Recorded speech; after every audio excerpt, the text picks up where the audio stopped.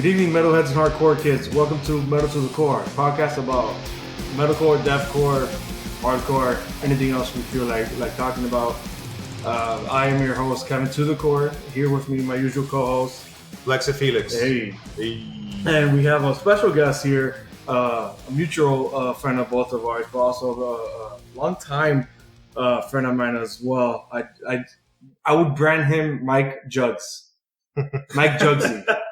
Mike Jugsy? I like that. I like that one. Mike. I was thinking more of like Mike Core, like Core. math core, but Mike Core. Mike Core. I like it. But with a C, like Mike. There's like a double meaning. Oh, I didn't even think about that. Oh, that's Damn, juicy. dude. I like that, Mike Core. But I really wanted Jugs because that's like your thing, coin dude. term. Yeah. The Jugs. Jugs.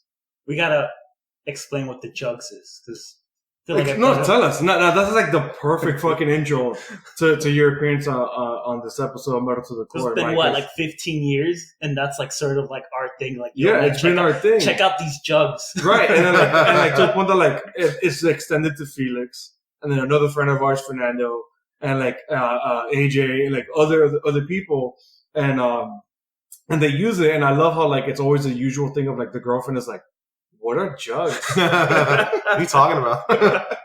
So Mike Core, you have to tell us. Give us the rundown. What are Jugs? Well, Jugs is basically anything that's just like, it's just heavy, kind of makes you want to do the crab dance. Or what I call the pigeon nod. Pigeon nod. You kind of feeling broke down Becky nod. Yeah. For those of you listening at home, we're nodding our heads. Yeah, we're nodding our heads forward and back.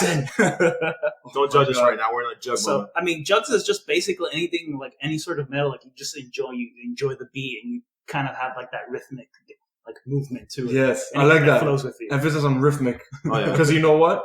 Meshuggah. All right, so what else do we do here on Metal to the Core besides just eat shit and apparently just make up fucking words? Is we talk metal. We try and stay current. We try and open up with either user submitted music, which once again we did not get another one this week. Guys, please remember to send us your unsigned band music to metaltothecore@gmail.com. I would prefer, I would prefer files so I know exactly what the hell it's okay for us to talk about, review, shit talk, actually put on the podcast. And we do news whenever or some big hit, and then we move on to our singles, which we tend to categorize in something heavy, something soft, and something that we throw out there as we brand our wild card.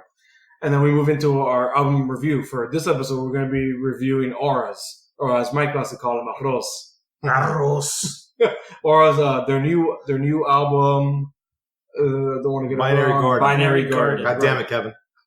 You already know, man. Like it's already given pretext that I'm really terrible with track titles and albums, especially if it's not old for some reason. I remember older stuff easier than current stuff. Yeah, we're here talking shit. At least you didn't take a minute to figure out who Bring Me the Horizon was. Yeah, I'm still not living that down. That's bullshit, dude. And I left that in just like I know. Like, I deserve that to be uncut. So when I look back in the archives, I'm like 70 years old, have a wall full of accomplishments. That's that one thing that's going to be in my head. Just like, I can't believe I didn't remember Bring Me the Horizon in a fucking podcast that has nothing to do with Bring Me the Horizon, but I wanted to bring it up and then still fucking forgot the name of the band. I love bringing up archives when we're only on episode 10. Hey, bro, that's 9. That's 9 episodes that we can go in. Not a deep archive, but we got a bench, bro. So like always, because I'm also terrible with it, I have to ask Felix or maybe even Mike, guys, what is going on in the middle of news? Well, I got nothing so far, man. The only thing that I mentioned last week, which was I thought it was really cool that Resurrection Fest was going on, and that dude that was handicapped, that we were putting him in the crowd, and I thought that was pretty dope. Other than that, I love this become a meme, but not making fun of the kid. Yeah, and it's never making fun of the kid. It's just a meme. And then of course, we're going to storm Area 51, but just one of these days we got to figure out who's going to help with that. That coinciding with like the time traveler meme that's going on right now. It's a crazy time to be alive. But the one I had to post it on my personal Instagram, at Kevin to the Core. I had to post it, and it's the time travel. Like, what year is it? 2019. We're about to raid Area 51. do you know what's gonna happen next? And he goes, yeah, that's exactly how I time travel back. And it's a Shaquille like, ooh. it's so good. I love how meta was like when two memes are together. No, man, but other than that, I've been contemplating. Kevin has an extra ticket now for the August Burns Red Constellations Tour. I know Mike is going as well. So I'm debating on going. It's on a Wednesday here in South Florida.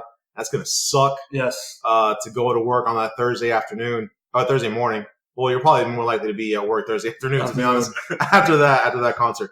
But so I'm debating on going, but it sounds like it's going to be pretty cool. Yeah. And Mike, I think you mentioned that you're going to see, who are you going to see the Friday after that? So August Burns Red is playing on the 31st, and on the 2nd, Aris is actually coming down here. Holy shit! So Saturday. So it's like just like a 1-2 punch. Yeah, man. I know we're all really big August Burns Reds fans. I go to the 10-year. Because last year they had a 10-year. Yeah, it was a Messengers. We went for Messengers. That's right. And then we saw them again for their last album that they just released. It's a Frost. What was it? Yeah, I forgot too. Yeah. I think was that the one that they toured with Born of Osiris? Maybe because unless that was the anniversary one. No, the anniversary one was the Born of Osiris. Right. The Messengers. The one that they went with Make Them Suffer. Yes. Yeah. Yeah. But we also went to. Mm-hmm. I remember that too because Maximum Suffer was amazing. It was so good. Oh, they're pretty solid, man.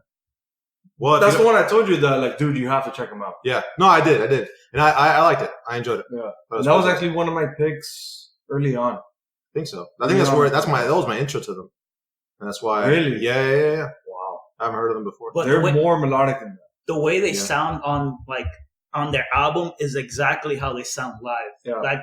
I wasn't big fans of them before then, but then after that, I was like, these guys are amazing. I love it when that happens. Man. Yeah, man. And that happens. I mean, I've had some experiences, but too few that I like. The first one was Contortion. Actually, no, bullshit. The first one was Protest the Hero. And I was just a kid. And I hated these fucking guys because I didn't understand the concept of the singer really having these high pitches. You know, and the mathcore thing I loved, you know, but it was so annoyingly high. And then I saw them live and I'm like, these guys have a really big presence in the stage. And it turned me around. Contortionist. Born of Osiris, believe it or not. I was not a fan because I thought it was just too much going on with the song. And I'm sure that's one of the feedbacks. Yeah, but that's what we like, that wall of sound. Exactly, yeah. But when I saw them live, I was like, holy shit. The dude from Pawn Stars really has it going on. And I love how you know exactly what the fuck I'm talking about. That guy is great, bro. But yeah, I think that's a big testament to a really good band when they sound just as good live, or if not better live than in the record. So that's good. I guess since there is no other news and no user submitted stuff, not that really. I don't think there was anything that was like a big hit. Not really, bro. Like a big hit of the week. I mean, I know Killswitch Engage has their new single coming out tomorrow. I know you guys ripped on them last week. But you know what the problem was? I didn't see the countdown for that one, so I wasn't expecting it. Right. The problem was the fucking countdown. What the fuck were they thinking? Don't get me started, bro. I'll do it all over again. To me, that's one of our finer episode titles, man. Fucking Radio Switch. Wait, no, what's the Radio Switch? Unleashed. That's what it was. You gotta unleash that radio, bro. That was so good. I liked how you guys brought up the Rockstar energy drink. Yeah. I can't remember which one of us said that. I don't know, probably you. I don't know. You have a lot of hot takes. I do have a lot of hot takes, and I have a few in my pocket that it's about to slip out. So I say we just. All right, good. I'm ready for you to unload them on me. Yeah, let's get it. Is that like a reference? No, I get it. All right, I want to ride this light. So this time for our picks, I want to start with Mike. Get his introvert shyness out of the way. So Mike, I know you're a listener as well, so you know that we start with the Chugs of Choice, go around, Maledita Moment, which is something soft or with a clean chorus, go around, and then wild card before we move on to the album review. So I want you, Mike Core, or I'm liking Mike Jugs. Mike Jugs. I like Mike Jugs. Mike Jugs, you got to tell me, what was your Chugs of Choice this week? So I don't know if you guys have reviewed this particular band. It's a band called Aviana. They're a Swedish metalcore band. I did not know they were Swedish. They were Swedish. They're Swedish. That explains a lot.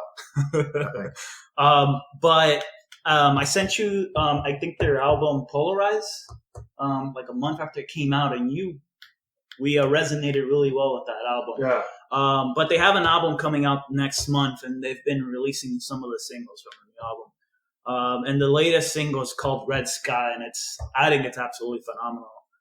Aviana's like kind of like the genre of music that I go after. You kind of make fun of me, or it's like, oh, this is like a cookie cutter I like stuff. But that's kind of like what gets me hyped, makes me want to go to the gym and make all the gains. I mean, we know that's all what you're about. That's important, bro. Mike, listeners obviously don't even know how we look. But Mike, it looks like a metalhead that eats barbells for breakfast. Gotta make gains great again, bro. Sneak peek to what's coming. Sneak peek, bro. Stay woke. These contenders for episode title is just way too many. Oh my god. Kevin's laptop is fuming right now. Yeah. Man. So tell us more. I don't know, like what else okay, exactly what you're saying, Michael. We like the Polarized album. And then this Red Sky now is what, their third single for the album? So for the new upcoming album? This is either the second or third one. I think third. Second or third. Yeah. Because they had another one called My Worst Enemy. Yeah. That wasn't too bad. Uh-huh. I really liked Red Sky a little bit more. But then you basically just throw it out there. Why do you like it more? I really liked the Polarized album. I felt like My Own Worst Enemy was kind of like, it's sort of like that radio quality single. Northlink kind of does the same thing, kind of going off another, going on another route. Northlink usually releases like something that's kind of low key, but these last few Northlink singles that they release are really dark and really heavy. Yeah. And I feel like with Red Sky, it sort of has that. It's just a little for Aviana. Yeah, for Aviana, yeah. It's sort of a little darker. It's a little heavier. So yeah, it's definitely a great band to check out. Check out Polarize, and then this is a good startup to the album that's coming out next month. So now we have to give you the hot takes. Yeah. Do you want to start, or I'll go? I like it. Yeah. I thought it was pretty cool. And you know what I really dug about this song in particular? The intro. I thought the intro was enough to catch your eye, but it was I don't know how to say it, man, because I don't want to give too much of a glimpse of what I'm going to say next with auras and all that stuff. But you mentioned that cookie core. Yeah. I see it, but I don't want to eat the cookie. Like I see it, but it's not that bad. Right. It's chunky. You know what I mean? It's chuggy, and I like the dynamic that they're doing with everything. You know what I mean? Yeah. The one thing, because I checked out a couple of different songs, and I saw the other one from My Worst Enemy or whatever, and I see what you mean about the radio type of thing. But there's something this band does really well with their dynamics of like harmonics. Yeah. Because it's done in a very elegant way. You know what I mean? It's not done, and I hate to say this all the time, but in this kind of half-assed, like, we have to do this, let's just do this melody and have it repeat itself throughout the rest of the song. It's done like it's part of the song, and I love the way the clean vocals come in, not overpowering. The guy took vocal lessons. He knows what the fuck he's doing. So to me personally, I see this. It's funny hearing that coming from you. Yeah, because you would almost expect for me to say something like that for something like this, but it's not that bad because I grew up really being a fan of shit like this because I dug the clean vocals, you know. But this isn't overpowering, and I love that it goes into the chorus. You get a glimpse of the chorus, then it goes into a bridge right before the second verse, and you know, right back to the little harmonics, you know, little melody. So I really dug it. I thought it was pretty cool. I'll definitely check out Polarized. I almost wish you would have checked them out on Polarized. They're better first, because I think it's way better. Yeah, because I'm with Mike. I like him just like him, and I get. But at the same time, it's like you. It's like I was like you, Felix, of like observantly wise. It's like, yeah, it's a cookie. I kind of don't want it, but damn, that cookie looks kind of good. Yeah. So, you know, you see a sugar cookie, you see a cookie with a raisin in it, you know which one you're going to get. So you get the sugar cookie. No, but this was definitely, right, it's definitely chocolate chip. It's not raisin. Exactly, you know? Right. To my gripes with it does not remind me of Polarized that much, where I think the arrangements were better. Where the risks they were taking, I think, had higher reward. Cooler breakdowns and whatnot. The swoopy melodies, to me, led to more umph, like there was more meat on the bone. This, I feel like, continuing what Felix was saying, is like almost like half-assed.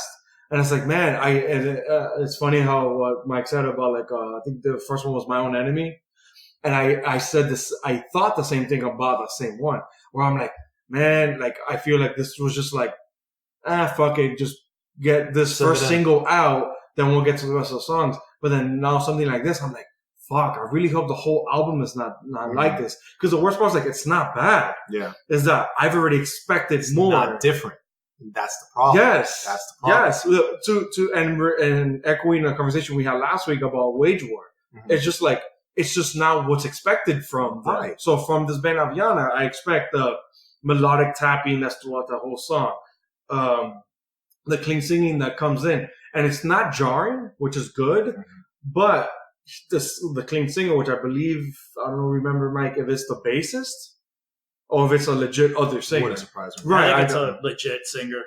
I don't recall. And if that's true, that's really surprising to me. Because then he either should have gotten better or he should sound better. Yeah. You get me? Because he sounds the same as the first album. But even if he was the bassist, he should have been working on those choruses more. Right.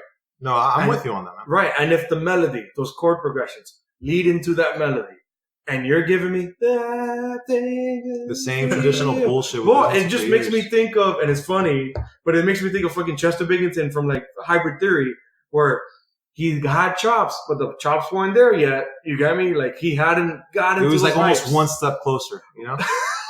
Right? But in the end, it just didn't. It just didn't matter, bro. It just didn't matter. You know, you can crawl towards that finish line. Oh Christ! But if you don't do it, too soon. Let's talk about the points of authority in parts of, you know. I really hope this album is not dead in the water before it gets reanimated. I can't. I'm out.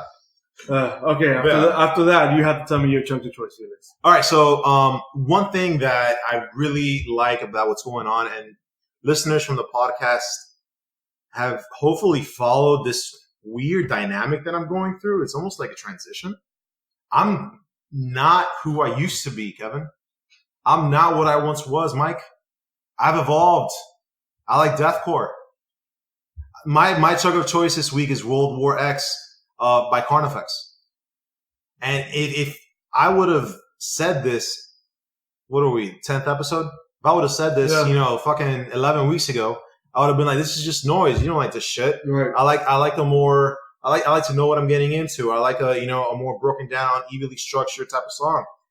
I've heard of Carnifex. I've never even wanted to give them a lot of day. And these guys were not bad. No, man. I don't know what it is about deathcore. You know what it might be?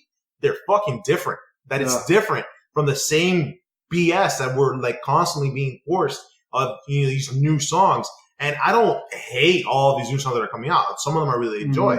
But for the most part, it's much ado about the same. And deathcore, even though deathcore can very well be, redundant in and of its own, it gives me something different to listen to. And I like this song in particular because it does have so much going on, but I don't know, man. I'm starting to really like this sound, and I like the breaks in between it. I like the subtle changes and there's just this disgusting vocals that is just anyone that gets in your car feels like they've known you for years and wants nothing to do with you after you hear that shit. And I like that feeling. I like that feeling of nothing about me. This is the type of shit I like, But I thought this song, this is by far not an intro to anyone that wants to listen to deathcore. This is already a step up, and I think this is for fans, like deathcore fans. Exactly. So that's why I was surprised that I took to it compared to all these other releases that we've had throughout this week. But man, it just reminds me of when I got into In Flames when I was young.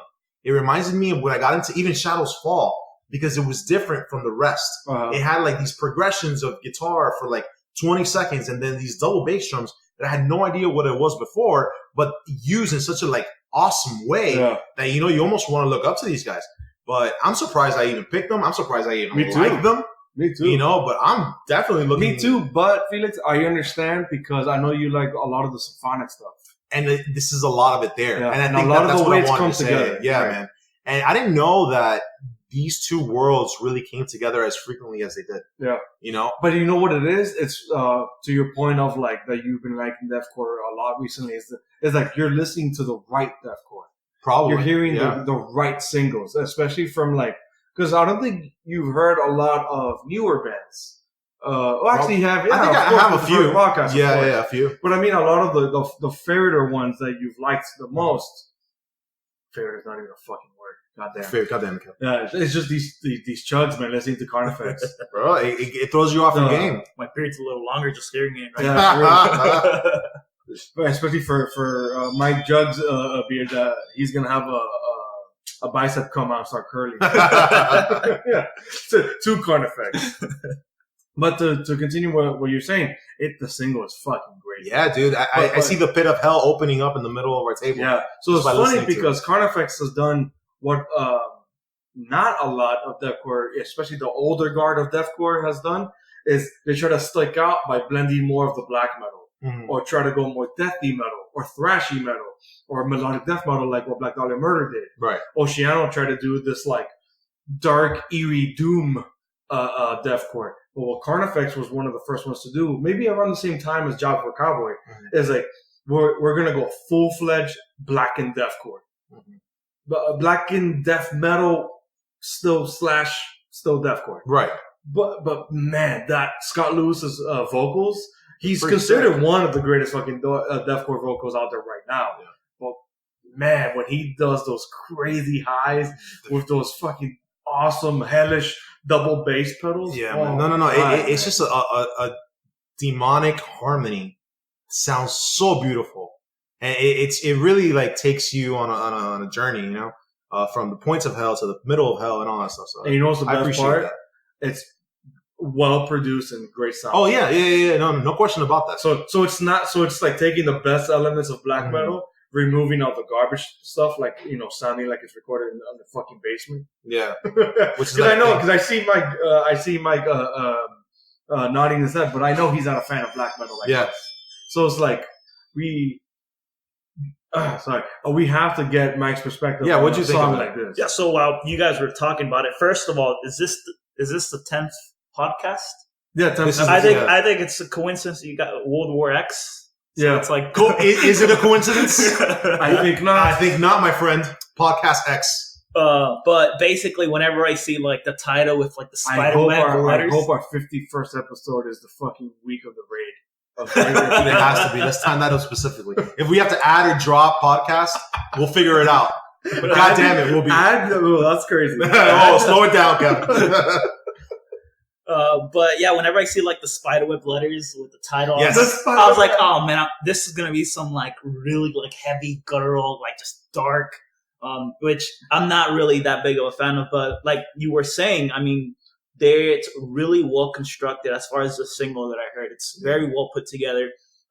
There's a lot going on, but it's organized. And that's what I hate about deathcore. There's just sounds and the noise. Guitars and the double bass guitars, but like everything here, it's like you said, it's very melodic, it's very symphonic, and I dig it from someone that's outside of the deathcore scene, not into the whole like pig gutturals and. Well, Scott Lewis doesn't do that too often. He goes up for the highs, and then the gutturals are like a mid range. He doesn't go that much deeper than like a fucking pig squeal or whatever. But I love his fucking highs, man. But to me, I think I've said on the podcast before, and I know Felix knows, I love high vocals. Those high pitch vocals, I love when they're done well. When they're done well, of course. When done well. Because then sometimes you can literally destroy your fucking vocal cords if you do it wrong. Yeah. Some serious shit. So then I have to, are you done? Hot takes over for that single? Over. All right, so let's move on. So my chugs of choice, I have to give it to the other veterans, of course. And then the worst part is, like, I've had another single of theirs be another choice, but I love Die Artist Murder. I can't get a fucking enough of them. I love that ever since Holy War, they've gotten better and better. Even with that awkward phase where CJ left the band, the singer, and they had, I can't remember the name of the one that replaced them, for like an EP or like a single. And then they had another single, and everyone was like, "Wait, that's not the guy. Is that CJ back? CJ's back!" And then it was literally the day of, or like hours later, CJ announced that like, "Yeah, he was back." But people already knew, like, because it sounded like him. Because CJ McMahon has such a distinct fucking voice. As soon as you hear the first syllable of the word of any lyrics of a Die Artist Murder song, you know it's CJ. Mm-hmm. You know it's CJ McMahon. So this new single, and they've gone so on the nose with the political retaliation of "Make America Hate Again." I love the title. I can't stand the lyrics. Okay, good. But you know what? When it's screamed, it's fucking awesome. I'm okay. Yeah, I'm with you, dude. And that's the thing. I hate to like the song because it's like, it's not a bad song. Another problem is like of Die Artist Murder. It goes the formula. Yeah, exactly. It's exactly what I expect from you guys. All you did was like the formula, and then when they grab the chemical that is the political, DJ Trump. You put a little DJ Trump on it. Yeah. Not only that, but like there's always politics in Die Artist Murder, and then I know you and I were talking about that off air, Felix. They've always had that, even though they're fucking Australian. They've always targeted American government and all the crazy wars. All the Aussies love us here, right? But and it's almost like a trendy. Yeah, trendy to everyone loves to shit on the States, man. Everyone loves to shit on the States, right? But I would like to say it's like maybe I would say Die Artist Murder. Maybe it's not the first deathcore band to do it, but maybe to do it the best or most successful. Well, it's like no matter what they do, they're gonna do it the best, especially in that arena. You know, they can shit on a bucket and call it art. And it's gonna be Die Artist Murder, shit on a bucket, and it's amazing. And people are gonna be like, sells out. Hey, here's $10. Here's $10. Let me take a sniff. Yeah, you know, legit. Yeah. Because it's just that good. Like it's one of those is like, yo, I don't agree, but fuck, that's pretty cool. So here's the thing, man. And like I don't want to cut you off, Kevin, but go ahead. I saw this the first time I saw it. I was like, you know what? I really like Die Artist Murder, and I like the name.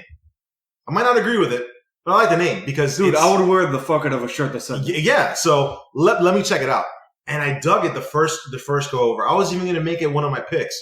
Until I knew you would love the guitar work. No, it was fantastic. Yeah. It was fantastic. Because I think they sprinkled in a little bit more of like a harmonized melodic deathcore. Yeah, and it worked really melodic death metal. When you have that and those disgustingly like deep vocals, it blends very well. Yeah. You know, so I'll give it that. Everything was amazing about it until I listened to the lyrics, and I hate the fact that I can't get past the song once I know like what they're saying.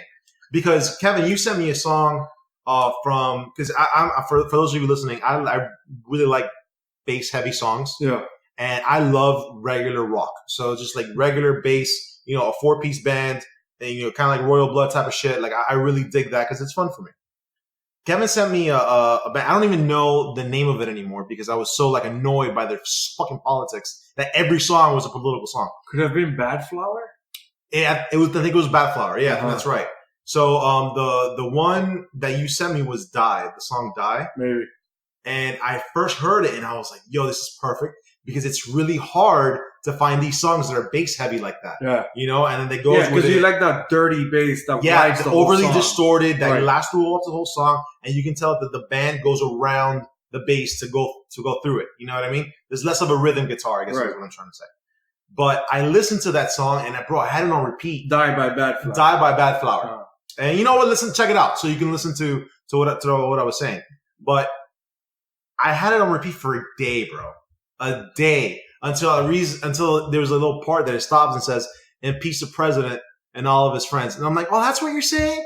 Get over it, bro." Oh my god. And then I was like, "Oh, this is a bunch of pussies. I don't want to listen to this shit."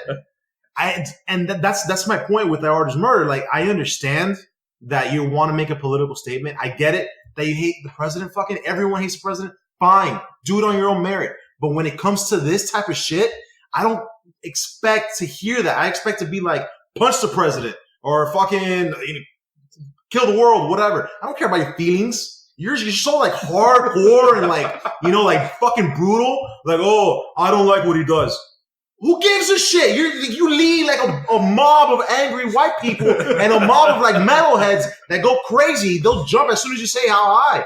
You know, say something more intense. But that's what you're gonna open with, right? Like that has more merit, not something like trendy as like jumping on the bandwagon. I think that's what it is. It's a bandwagon type of thing that it's like, you know, it's very trendy, and you know, maybe it's a PR stuff, maybe it isn't. I don't care if you're liberal or conservative. It does no difference to me how good your music is, and this song is good.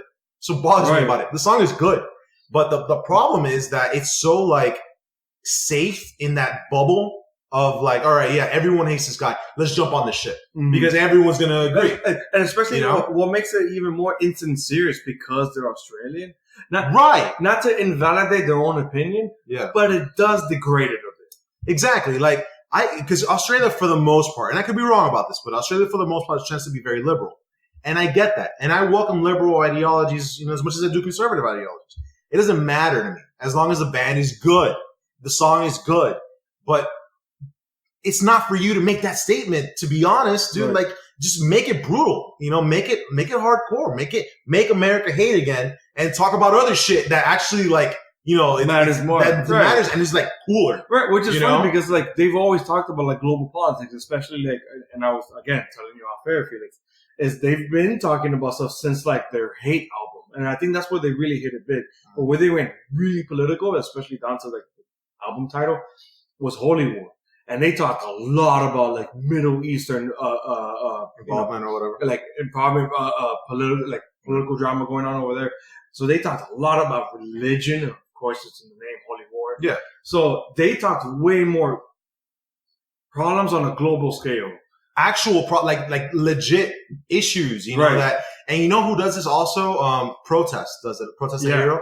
They do it a lot, but in an artsy form. And almost to the point that you don't know, and maybe this is the point that I'm trying to get across. I don't want to hijack the show, but the point I'm trying to get across is that when there's an art to being so politically like motivated that the song flows, and then it takes a person to read the lyrics and like really understand the song to be like, oh, that's what he means. Right. Because Cody from Protest, all the songs in Volition are political. Yeah. And you wouldn't know unless you sit down and you go through it and it's like, yeah, he's shitting on the Prime Minister of Canada. But it's fine. He's not saying, oh, Orange men bad. Because everyone else is saying Orange men bad. You know? I love that that's like the part of the song of the artist murder, make America great hate again. Like that's the part that you're sticking on to. But the worst part is like, I'm with you. Yeah, like, it's the silliest part. It's jarring because this is the same man that like gave us awesome other fantastic lyrics. material. Like, again, like, I think I have to admit, Holy War is probably my favorite The Artist Murder album. Even though Hate is what really started it for me, Holy War is what got them on another level. The one after that, which was I think it was Dear Desolation, the one with the fucking goat sucking from the teeth of like I think you're right. Again, that's another politically charged album, and clearly they're doing it again now with this next album coming out. I believe it's Human Target. I know there's a lot of shock value to it, so I don't know if that's what they're doing. I think you hit the nail on the head, and that's what I was trying to get at. Is I think that's what CJ's going for. It's like, hey, no more beating around the bush. But like, yo, you had an album called Holy War. You can't backpedal from that. Right. You know, you're going to go from Holy War, which I thought it was a great album, to going so like to having your platform, having your stage, only to take like 8 steps back and just say, I don't like this guy. No, bro, like we expect more.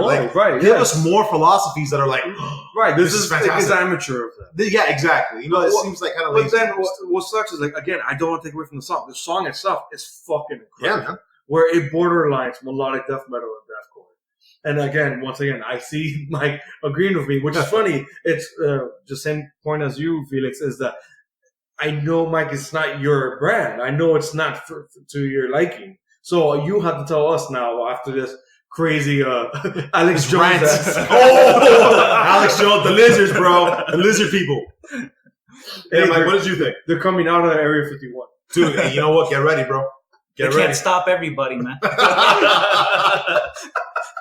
All the Naruto runners. Wait, hold on. Not to cut you off, but did you guys see the meme of the alien in the 50 Cent album cover? Instead of 50 Cent, it was Area 51 to the side. So good. And then the 50 Cent was like, you know, the body of 50. but like the head of an alien. No. And you know how the album cover is called? I mean, the album is called "Get Rich or Die Trying." Right. The album now is called "Get In or Die Trying." That's so good. That is so fucking awesome, bro. Gotta love the internet. You gotta love Hell it. yeah, man. Wait, when it works, it works. Yeah, man. So, Mike, give us your hot take on Die Artist Murder, Make America Hate Again. So, as far as the track itself, it's very brutal. It's very heavy. Yeah. It's very well put together.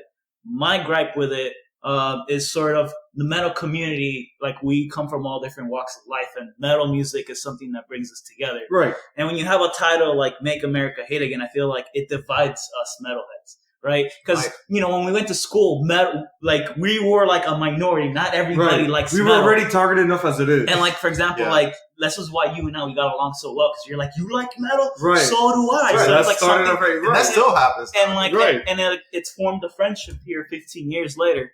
So I don't like it when they have, like, these very, like, politically heavy themes. And it's used to kind of, like, separate the fans, which it shouldn't. The focus of a band should be to bring people together and just have a good time, mosh, have a heavy good time. Headbang to all those jugs. Headbang, and just people, like I said, people of all different walks of life, beliefs, religions, and what have you. And I feel like, when we go to shows, people just, they just put it out there in the pit. So it seems like you're like in the middle of me and Felix. Where he's like full Alex Jones.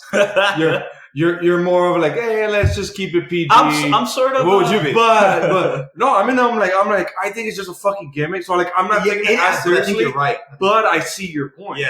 That's the thing is like, I see your point. I'm just not taking it that seriously. I mean, I'm sure it's a great way to get like free publicity. Well, shit, we're talking about it now. Right now. I mean, I don't think Darren's Murder fucking needs the publicity. They're known which begs already. the question, what? Because so again, I don't want to spend too much time on this. But you bring up a good point that for the most part, people that like this type of music, for the most part, tend to be outcasts, at least when it comes to, relatable music. That's literally natural within the genre itself. Exactly. And you know what? I embrace it, and I'm sure everyone here, even the people listening, will embrace it. But the community is already, like, together. When you introduce this type of stuff, or whatever, it will divide people, as you said. But from a business perspective, personally, that's a stupid move. Because there are going to be people, even if you don't agree or even if you don't like it, there are going to be people that lean or are very, heavy on the right side. Right. They're going to be very adamant towards They're going to be side, adamant to like, oh, you too? Because let me tell you something, bro. This Orange Man Bad is everywhere. It's not just in music. It's not just in Hollywood. It's everywhere. So even if you don't like our current administration, it gets annoying. Yeah. Right. Because you see it everywhere and it's like, dude, I get it. Just wait 4 years and it'll be gone. Relax. But no. Everything is about that. Everything is about that. So when you get to the other side, to the really progressive left, those will have a problem. First of all, the progressive left is not going to listen to this shit. The progressive left, like the Antifa motherfuckers and all that stuff, they don't listen to this. Right, they're not listening to deathcore. No, they don't listen to deathcore. So for the most part, you're probably going to piss people off that might even be your fan base. So I'm curious as how that will kind of work. Right. But from a business perspective, you probably knew that going in, So if the fact that you wanted to continue on with this and say, you know what, let's do it and people will like it, people will follow. I'm sure some of them will. Yeah. I'm not, to be honest. I don't care that much about it that I'm going to never listen to them again. Right. I'll continue to listen to them. Right. That's exactly how I feel. Right. So like whatever. You too. Okay, fine. I'm still going to watch Robert De Niro movies. Like even though he goes crazy and hates Trump, I'm still going to watch them. They're still good. Bobby D, bro. Hey, Taxi Driver. Fucking, you talking to me? Are you talking to me? I'm just glad you didn't say Meet the Fockers. No, fuck that. but you get what I'm saying. Like I don't hate it enough to never talk to them again or never listen to them again. No, but there will be people that I don't think anyone here is going to stop listening to the artist. No, exactly. Right. But there will be people. You can't argue that there won't be. There will be some people that might be like, you know what, this is too far. This is too much to the left. I don't need to. People listen to music to escape some of this stuff. Yeah, and I was going to add to that as far as like, we have our jobs, we have our commitments, relationships, whatnot. Music is my way of escaping And we're constantly bombarded in the media, politics Dude, and it's Orange everywhere. Man and this and that, and like it gets frustrating, it gets tiring, and then when I just want to listen to some Jugs, and like it's right there again. Yeah, so he It's wants the cookie tiring. cutter. Yeah, man. Yeah, So- he wants to see the cookie, and he also wants to enjoy it. And not a raisin. Not a raisin shit. All right, so not to derail any further, because we are now a politically charged podcast. Jugs only. So what we're gonna move on to next is our melody at the moment. So let's see what cookie cutter stuff Mike Jugs chose for his melody at the moment. So my melody of the moment is a band called Spirit Box. They're Female front. it's a female front. Oh. So I usually try to rep the female front singers. I feel like they don't get enough love. There's a lot of cleans in their singles and their songs in general, but it's very well done. But when she comes out with the aggressive stuff, like it takes me back. Personally, as a lifelong cookie cutter fan, I love it. it's just so well put together. It reminds me of another band that Kevin, actually you brought up to me that I wasn't aware of, Windrunner. Yes. So They're Japanese. They're Japanese, so it's sort of that same concept where they have sort of like melodic cleans, Mhm. very soft spoken sentences and like kind of lyrics. That's been a trend that Felix and I have had a gripe Yeah. with in the past couple of episodes. Is I don't understand why bands are leaning more towards this like talky segments. And it's funny because like I just said like I don't want to talk more politics stuff, but you think that would be areas that they would use for politics, but they're not. They're just like saying like the chorus or like the pre-verse and just like talking it, which I find just really the same jarring. thing you're going to hear in like 10 seconds. They want to speak it to you.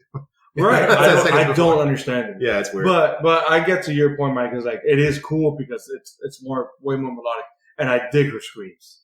Those screams are fucking sick. They're great, and like there's that whole degent aspect that's done very well. Yeah, can we go back to that? I'm like, It's a degenerate or gent. Degeneration. degeneration, Well, we're all bro. gentlemen here, so We sure are. so I feel like this is an album that we could all appreciate, and if you haven't checked out Spirit Box, it's definitely they just came out with an EP last month. Called Singles. It's just called Singles Collection on Spotify. I have to say, it's just fucking stupid. That's such a dumb name. Well, let me tell you something, Mike. First of all, thank you for this. I'm listening to the song Perennial. Perennial? I guess that's what the name is. Perennial. So, Kevin, how long has it been that these fuckheads haven't released an album or a single of fucking Good Tiger? Bro, It's been, and it paid, oh my, don't, I want to say 3 or 4 years. no, I want to, no, 2, I want to say 2. Because are you counting the fucking remix? He just got mad. If anyone did not just feel the air get sucked in the fucking room. Bro, I took a step back for those listening. Felix got really mad.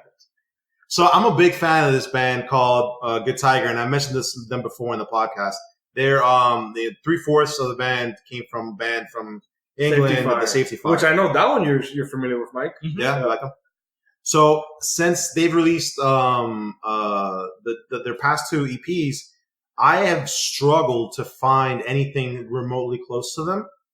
And I've been looking. It's not for lack of looking. I've been looking everywhere, and I just can't seem to find someone or a band that has the same style. Only because Good Tiger did a really good job Right. in their song creations and all that stuff. So I get that. Yeah, it's hard to find something similar to Good Tiger that doesn't veer more towards that like Warped Tour post-hardcore scene. Exactly, because they tread a very fine line on multiple sides. On the gent side, on the progressive side, on Groovy funk side, and then this a bunch of different spectrums. But this is as close as I've found, and I'm definitely gonna look and listen to all this singles collection stuff. The fact that it's female fronted is great, and it looks to me like it's only 3 people in the band. But That's interesting. yeah, I wouldn't have thought. That means the girl does something else, no? Probably plays guitar, bass, or even the drums. You never know. At this point. But I'm gonna definitely take a look. I suggest it to a lot. I recommend it to a lot of people listening right now. Only because if you kind of like the vibe that I kind of do, because I'm all over the place. I like that metalcore shit, and I like the deathcore. But this is the type of stuff that I really like to come home to take it in. And even though it goes to the heavy side, it's still almost like a palate cleanse as to other things that we listen to. After the artist murder. Yeah, right. So I definitely need a palate cleanse after that. So I don't know. You done with that? Yeah. So my thought after Felix, and this is Mike's pick for Spirit Box singles collection. I really dig it. I love exactly what you said. The like melodic, the juxtaposition of the melodic and the genty Jugs, and I love her screams. I cannot stand her clean sing. That's my hot take. Yeah, and the worst part is like I like the good cop bad cop stuff of clean vocals and screaming. What's the difference here? What I think is going on different here is it's so jarring to hear those cool fucking eerie screams that are just high pitched enough for me to know I'm like, okay, I get it, it's a girl, but it's still great. And again, this is not me trying to be fucking feminist or some shit. But like all women deserve to fucking cook in the kitchen or some shit. Like either screams to the big great start to your explanation, bro. right. Great start to your argument. Once again, politically charged up. You're doing great, bro. Right. But I dig it. I really, really like it. And there's plenty of other female fronted bands that I like. Yeah. But the clean vocals is fucking jarring. It's really jarring. Where, again, another hot take. I'm going to try and be PC here. It feels like I switched channels. Okay. And I get like the chord progression to the clean vocals is there, but just minimal. To the point that it's almost non-existent. Where just before the Jugs, where it gets a little more melodic just before the clean vocals start. But man, if you're not, let's say you're not paying attention to the Spirit Box, if you're not paying attention to any single that you're listening to, it's gonna be like, whoa, what the hell? Did the next song just chart? Like, was it a new song that just started? So to me, the clean vocals is really jarring. Okay. If you weren't in the mood for it, I understand you, Felix. If you're in the mood for this, where it's expected. You'll know. Yeah. Exactly. You're like, yo, prepare yourself. So flip in just a second. Yeah, she's gonna flip on you. And I'm not talking about our fiancés. But the singer here, I don't know her name. I wish I could give her credit. The singer for this band reminds me a lot of Elliot Coleman, and that's probably why I'm so drawn to it. And Elliot Coleman of Good Tiger. Oh, Good Tiger. Yeah. Sorry, Good Tiger.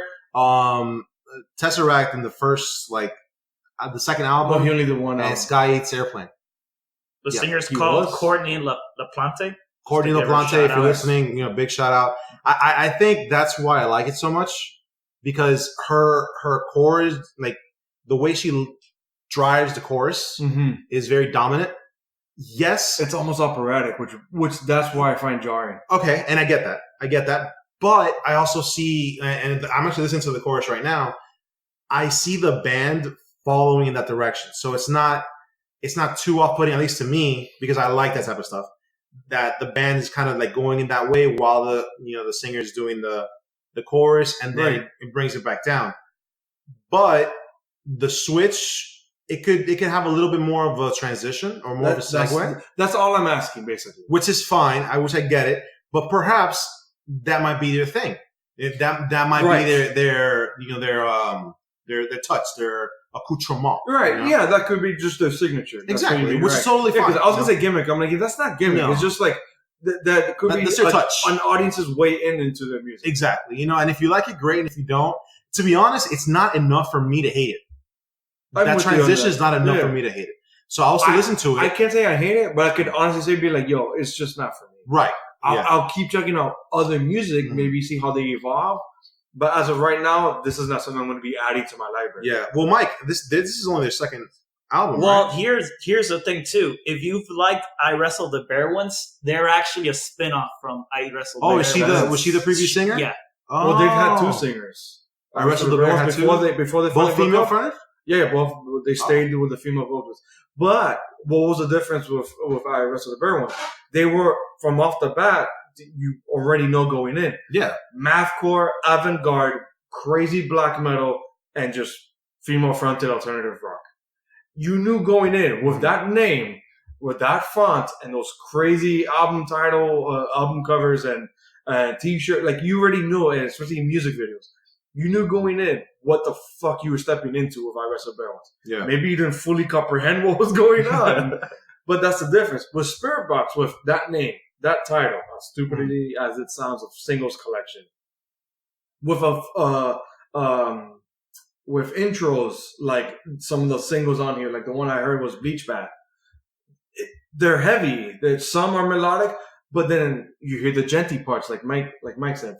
And then it goes into a way you're just like, wait, what the fuck happened? And I had to like look back on my phone. I'm like, did I just change the song by accident or something? So it's jarring. I don't want to linger on it way too much more. I'm with you guys that I dig it. It's cool, but not enough for me. But I will continue to see if, hey, maybe they get better as those transitions. Yeah. Or like what Felix saying, maybe it's just their thing. Maybe it's just their thing. And it's not for me. I know we want to segue, but just real quick, for everyone listening at home, I think my favorite song of these people is a song called Electric Cross. Because of everything that Kevin has a gripe with them against. Because it's like the start of the song, and then the weird like intro, and then not even intro, I guess like the second half of an intro, and then the switch, it's like perfect. It's a more eloquent mathcore almost, you know what I mean? You're breaking my heart. Yeah, man, but it's really not bad. I'm gonna go home and like dissect this. I think I'm really gonna dig this. Cool. I expect a full report. A full report. This was Mike's melody, right? Yeah. Shout it's out harder now. Now with a third people, I'm like, wait, I'm trying to. It's too many heads now. But yeah, just shout out to all the metal heads that are females out there. Hey, give you I'm sorry for coming off as anti-feminist. Today's been a difficult podcast, bro. Yeah, Jesus Christ. We're gonna let Mike on once and we already for real, man. We're gonna drop all listeners, all 5 of them. That's only 3 are here. Felix, what was your melody at the moment? So my melody at the moment goes for a band called Too Close to Touch. Nice. And they have a song. I'm saying nice because I like them, but that's not metal at all. No, it's a melody at the moment. There you go. You see. So there's a song called Fine, which spells fine. Oh. Yeah, so in case you didn't know that. So this song, you know, this is the melody at the moment segment. You know, it's supposed to be, and sometimes it gets a little weird. Sometimes Kevin and I toe the line of, you know, is it going to be like a melodic? Is it going to be like a song that only has like a melodic chord to it? Or is it going to be full melody? Or even like, not glam rock, shoe rock, or, you know, whatever. Shoegaze, excuse me. Yeah, like what's 100th. Yeah. Mike knows he's pretty good. So, my pick today was Fine by Too Close to Touch. And if you check it out, it's not something you would think that we would be covering in the podcast. Right. But it isn't bad. Of course not. It's a very, you know, I almost feel like this is the way that some bands are starting to go to. Mm-hmm. And it's not too off-putting for me to not give it a chance. Only because I'm very open. I like indie. I like shoegaze. I like regular alternative rock and regular rock. So it's a good palate cleanse. It's a good thing to just kind of have in the car, and other people will probably like it. Bring Me the Horizon sounded a lot like the last album sounded a lot like this. Right. So I wonder if that has anything to do with it. It probably does. You know, to a band sounding a lot. Do anyone know if they're British or not? I actually don't know, but I've been a fan of Too Close to Touch from before. And they've always sounded like this. Have they? They've only gone, I want to say, because they've had way more synths. So they've been like a synthy post-hardcore / kind of like this, like alternative rock. But they've been slowly but surely peeling those layers, onion of getting more and more bare bones to alternative rock, you know, removing the synths or whatever, but still staying melodic, stupidly well composed songs. With these choruses that you cannot get out of your fucking head, man. Now here's the thing. I might blow your mind here, Kevin. Tell me why you're listening to the song Fine. You know how much I love this band. Tell me they don't sound like some of the parts from most Don Brocco songs. Yes. You see what I mean? Oh, Don Brocco, excuse me. Don Brocco. And that's why I'm curious to see if they're English or or British or not. They're from Kentucky. They're from Kentucky, way off. Wow, they're way okay. Never mind. But there's an element to it there, and because I like Don Broco so much, and the last Bring Me the Horizon, even the last Amorosa album had these kind of like I was gonna say these vibes. So I see it, I dig it. I love it. Those like cool dancey beats. Yeah, I dig it, man. Yeah. Hey, I can headbang to Daughter's Murder one day and Carnifex, the next, and then the next day I can be, jamming out to Too Close to Touch and Bring Me the Horizon. Absolutely. So I think this was a good song. It was a good little melody to it. Catchy enough. It wasn't overbearing at all. It's very passive, actually. Now that I think about it, it wasn't an overbearing chorus. Yeah, but I think that's what makes it catchy. Right, exactly. Is that they got just the right phrasing and just the right arrangement for that chorus. Simple beat, just like maybe like a three chord guitar lick, and the vocals is not overbearing. The music. It's just perfect. Right, and I like how the pre-chorus and chorus kind of like run into each other as if this one chunky chorus. Yeah, and then it just back down to like this really cool groovy thing that again it makes you want to fucking dance or something. Yeah, dude. No. I really dug it. That's why I have to ask. Did you show Giselle this? Your fiance? I didn't. No. I didn't. I showed Val, my fiance. She fucking loved it. Did she? Dude, in the middle of the song, she starts singing to it. Mind you, the first time listening to it. But it is, and I get it. Something of that like alternative pop and especially mainstream music. They do a lot of repetitions or whatever, enough for you to start singing. Yeah. Like that. But I don't see my own fiance do that very often, and she dug it enough that she starts singing a line. That's pretty dope. Immediately, that's pretty dope. And she was just like, "What is this?" And she's like, "By now, 10 years together, she's fucking tired of me showing her music." So for her to still ask me that, I'm like, "Okay, something is special." Yeah. I almost wish because I'm listening to the song "Bedroom Hymn." I wish that the mainstream radio and like type of mainstream music would be just a little bit more open to some of these bands that are so extremely talented. Right. And I would even argue much more talented than the people ever making radio play. Right. All you have to do is Wikipedia the writers on a specific pop album. And it's all the same shit. And it's longer than the paragraph describing the fucking pop album. Yeah. So I really wish that we didn't live in such a world. Because especially when the music is not only this good, it's accessible. Yeah, you get me. Like I don't need the radio anymore. Like, I'll be honest, I don't need the radio. Yeah. You guys even listen to the radio? No, I haven't listened to the radio in years. But let's say you do listen to the radio or you do whatever. This song isn't half as promoted as any of the shit that they're pushing everywhere else.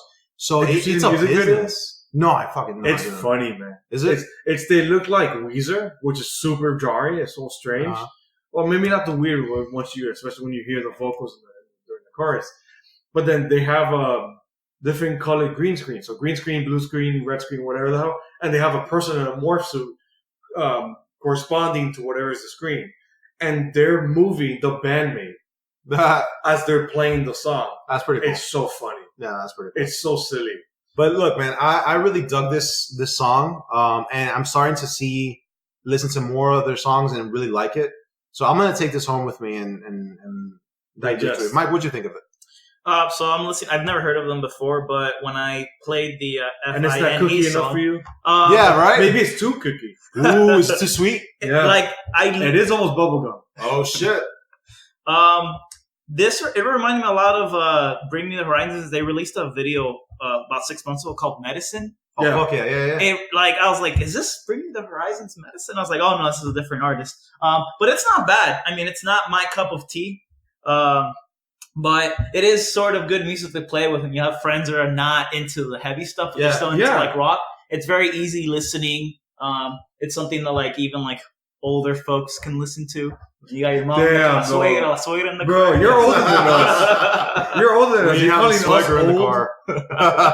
But it's not bad. I like the lyrics. They're clean. They're crisp. Yeah, the voice is pleasing. Yeah, right. For someone that comes from a side of music that I like more of the aggressive stuff, it's not bad. It's funny to hear that because this is exactly if I were to show this to Mike outside of the podcast, Mike would be like, "Where are the jugs?" Yeah, I was going to ask Where you. the breakdown? Because you said it's not your cup of tea. I was like, I don't think this is your cup of Jugs, man. Yeah, he's probably like, "Wait, hey, is that guitar even tuned?" Yo, where's the distortion pedal? Where's the distortion? Where's the gain? Where's the palm muting, man? Yeah, like, but there's a jet, Bro, get your shit together. That guitar has 5 strings. Meshuggah. I haven't seen 6 strings because I was in grade school. What the fuck? Oh my god! All right, what was my melody? Yeah, man. What was yours? And again, I'm even forgetting my own picks. So continuing this trend of post-hardcore bands that have gotten more melodic, I have to give it to Bad Omens, which again has also been another pick of mine on different episodes. Their new song is "Said and Done," bro. Another one that I also had to show my fiance. Holy fucking shit, is this fucking song good, man? I could not get over it because I've liked them since their first album. And then when I saw them live, I had actually just missed Bad Omens live. But then the singer went on with After the Burial. But I can't remember if you were with me, Phoenix, or if I was with Mike. I actually can't remember who I was with. That doesn't sound like And I remember, I was like, holy shit. Like, what did the singer do? The singer just screamed. Really? Yeah, and I was like, and mind you, Bad Omens screams in the first album. They're it's funny, like maybe borderline second or third album of Bring Me the Horizon, once they started lessening the deathcore stuff and started veering more towards the post-hardcore. So Bad Omens' first album is very alternative rock / post-hardcore, but very post-hardcore with the screaming and a lot of the metalcore vocals and guitars. But that dude could fucking scream, man. And then after that concert, I think it was the first new single, which they hadn't even announced a new album yet, which infamously, Felix, you and I already know, like, we are all patiently waiting August because there's so many releases coming in August. That's going to be a sick month. Bad Omens is one of them, and I cannot wait to talk about it. So since the first release, damn it, I'm forgetting the single now. I'm such an idiot. Burning Out? Is that Burning Out? It was before that. There was one before that it wasn't even listed for the album. I don't know. I can't remember, man. I'm so bad. They were clearly verging on that Bring Me the Horizon approach of very, very emotionally driven alternative rock. It was Burning Out. Because before that, man, we discussed Burning Out on the podcast. Yeah, but I'm saying they had one before that. I'm saying since that other one, okay, gotcha. They've been veering towards that. The Hell I Overcame? No. Yes. That one? Yes. Right. That's the one listed as a single because it wasn't put on an album until they came up with the album. Yeah, I see what you're saying. Right. So that first one, what was it called again? The Hell I Overcame? All that I've overcame. I think it's just overcame, no? No, The Hell I Overcame. Oh, the hell. I thought it was all. The Hell I Overcame, right. Since that, they've been going on this projection that I really, really liked. Mm-hmm. So now with this new song, after, of course, Burning Out, which I absolutely loved, this new one, Said and Done, dude, it has solidified that this band is not only on my radar, but they're going to stay there for a while, man. Yeah. I'm really looking forward to their release.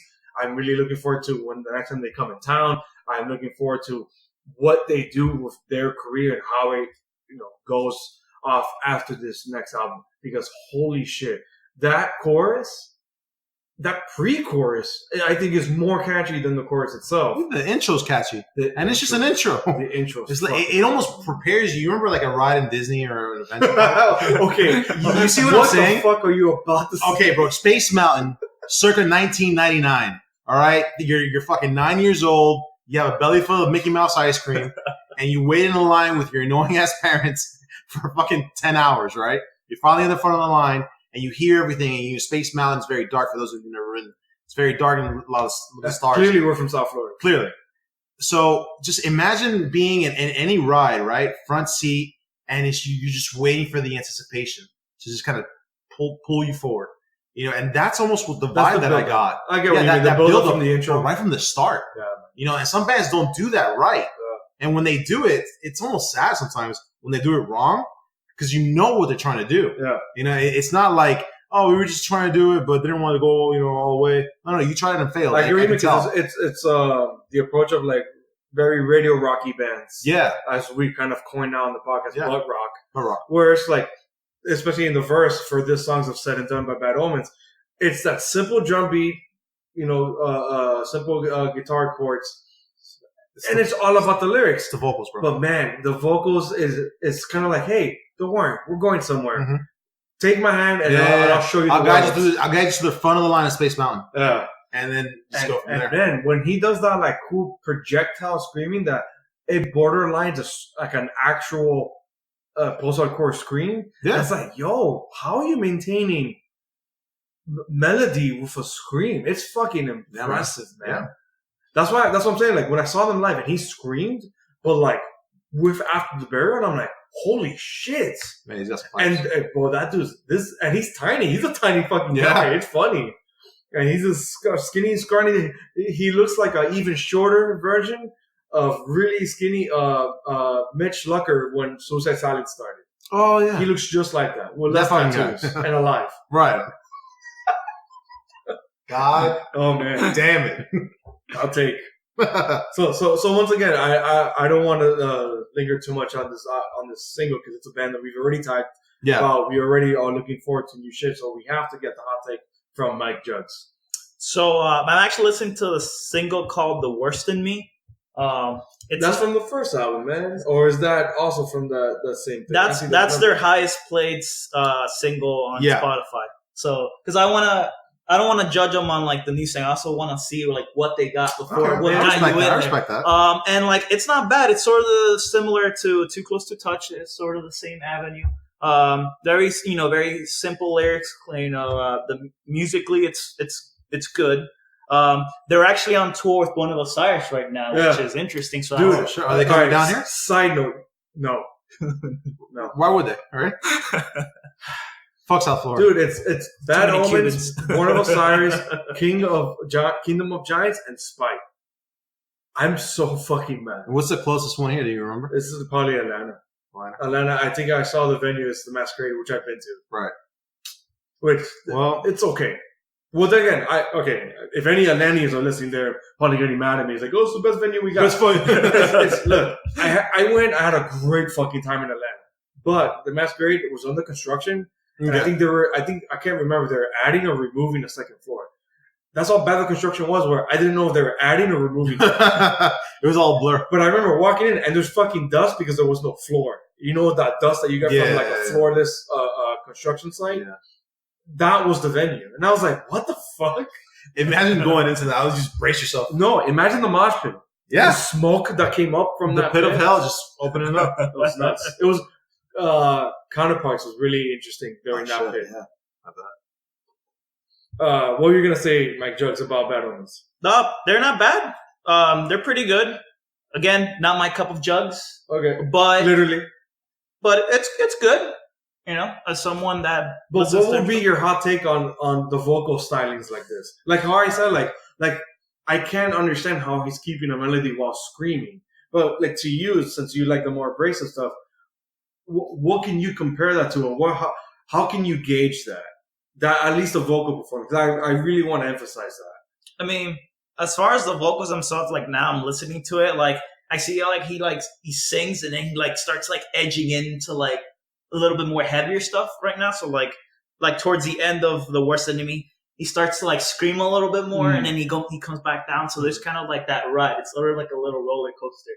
Or like maybe like a little mini roller coaster, like the one that Santa's Enchanted Forest. So it's not full blown drop, but like there's God. Like it's it's got little highs and lows. For those listening at home, Santa's Enchanted Forest is a year-round carnival festival that we have here in South Florida, which is essentially 4 rides and a fat dude in a Santa hat just greeting you. People are only go to eat. Yeah, and even then, sometimes it's not that great. No. Okay, it just gives you the shits after. Yeah. Well, you can ride. It's unlimited rides. What more can you want? $60. Just keep going on the Bad Omens ride over and over and over. That sounds like a good omen. That sounds like a good omen. Okay. Well, you know who I can compare his style before we move on really quick? This is going to be weird, but bear with me. Rue Reynolds from Enter Shikari does something very similar. So when you think of artists or singers that have that distorted, clean voice. Yeah. Even though Rue does a lot of like rapping and like a lot of weird shit, which is his, his thing. That clean going into very raspy, I think that's like a very coin specific talent that a lot of people have. Bring Me the Horizon. I forgot his first name. The singer Ollie does it. Ollie Sykes. He does it very well too. Yeah. But I think it's I think that is a result of the evolution of post hardcore and right dying off. Yeah, exactly. And finding a way to hone onto your talent and use it for something else. Right. Because without the singer, I don't know how much I would listen to Bad Omens, to be honest. No, I totally understand. So I think there's because instrumentally, what's there? It's good. It's not amazing. Right. It's good. Exactly. I'll leave it there. Yeah. That way we could just move on and whatnot. Was that? Oh my god, we still have a fucking melody. No, a wild card. Oh jeez, we're gonna be here forever, dude. Yeah, that's what happens when you add an extra person. Hey, but I love this. Yeah, let's do it, man. Fucking awesome. Now we cover way more ground. So now, Mike Jugs, you got to tell me what was your wild card. So, and you've already blown our minds so far tonight. So. Glad I can dish out the good jugs, the good jugs, man. It's this band called Torments. I literally just heard of them about a week ago. They came out with a new album on June 28th called Endless Waves. Very similar, at least to me, as far as Currents. Very big fan of Currents, New England metalcore. You guys ever get to see Currents? Go out and see them. They're amazing guys. I know they came down and you went to go see them. They came down with like Moth to Flames. It was a good show. But who's the headliner? That was one I was going to go like to. Moth to Flames and Fit for a King. That's what I want to see. Oh, that's what I want to see. I remember now. I know Fit for a King. Yeah. So definitely, if you're into like Fit for a King, like Moth to Flames and Currents, this band you'll like this song. You'll like this album, Endless Waves, and they have a song called Our Demise, which is. I was confused because Currents has a song called My Disguise. They sound sort of the same, and I was like, okay. But yeah, definitely, it's one of those albums that I've been playing along with Aras. Well, it jugs. Yeah, it really does. So the heavies are heavy, and there is bit of cleans in there because cookie core, I gotta bring out the cookies fresh and hot. Cookie cutter. Definitely cookie cutter. No, but I get exactly what you mean. I get the vibes of Currents. Yeah. I definitely feel the vibes of Currents. It weighs the same way. But, of course, I have to give my hot take with my gripes. It's not as good as Currents. The worst part is, like, they could only look up to Currents. Mm-hmm. But what sucks is when Currents as a band is only, maybe 2 albums in, 3 albums in. They've only hit their stride now with their maybe sophomore or whatever 3rd album. Nature. And it's like, as this band Torments, as they get better, Currents is going to keep getting better. Right. So it's like they're going to have to start doing something to stick out of that shadow. Well, this is their first album too. This is right. That's great for first album. Right. Currents' first album was not that great. I almost wish, man, and I hate to sound like discouraging, but I almost wish that that bands following a trend would surpass the ones they're following. Yeah. And that happens very rarely. Only because, I don't know if it's a lack of, a lack of vision or if it's a lack of direction for the band or... Could be that. Can afford it could be, yeah. Or it could be the band that they're looking up to just got so much better that they're just always playing catch up. But one thing that I just want to make clear, because when I was listening to this, I also got the Currents vibe. This is their first album, so you can't really go too hard on it. Right. I get it. And on top of that's an EP. It's an EP, and it's not bad. Right. They're probably all remastered versions of demos they had for 4 or 5 years. Exactly. Like that. So it's not bad.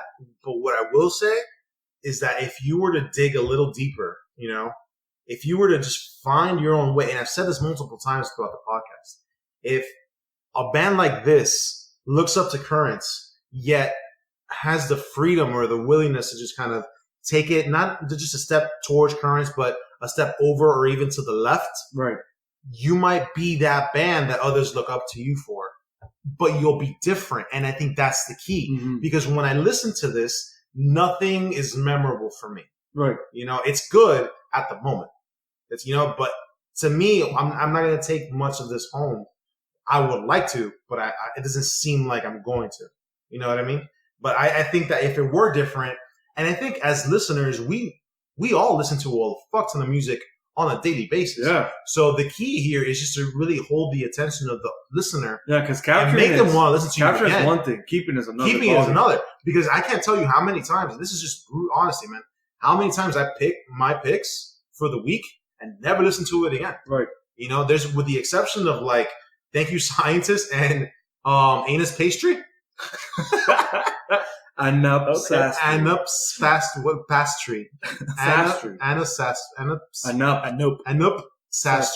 I listened to the stuff today. Actually. I hope he's fucking listening. That'd be great. Yeah, please listen. But yeah, with the like, it's just important to maintain that you know, that continuity with your listeners. But that's my hot take on it. I know. I'm with you, but I'm like, okay. Once again, I'm in the middle of you, Felix, and Mike.